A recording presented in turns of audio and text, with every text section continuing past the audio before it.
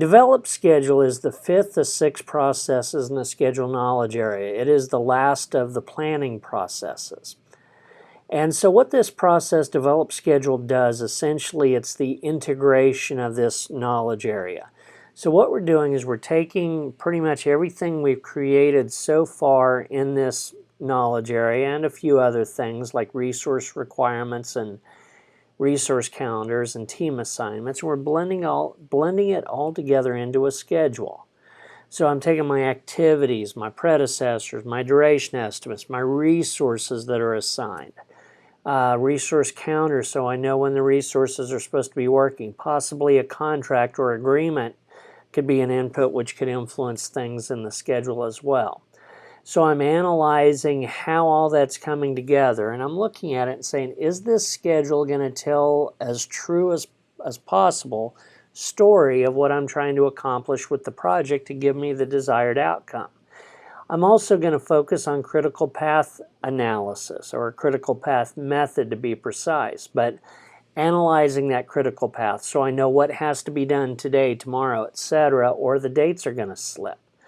I could modify leads and lags as necessary. Remember, leads are accelerants, so halfway through A I could start B, or lags are delay. So halfway, 3 days, for example, after A is done, I can start B because A has to dry.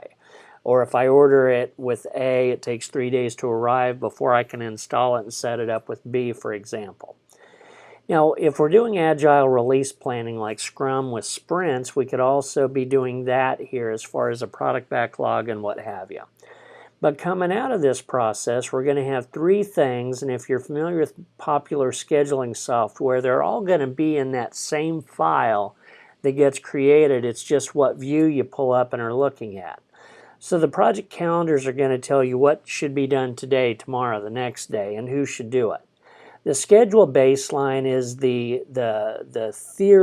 theoretical version of the schedule. So what's supposed to be done today, tomorrow, the next day, and what's supposed to be done before it? How long is it supposed to take? It's going to look more like a Gantt chart, for example.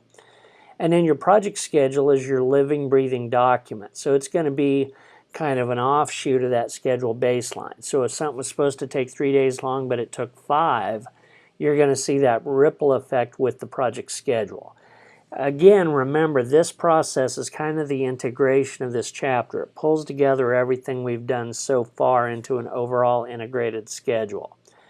And then our process that follows this is going to be control schedule, which is actually a monitoring and controlling process.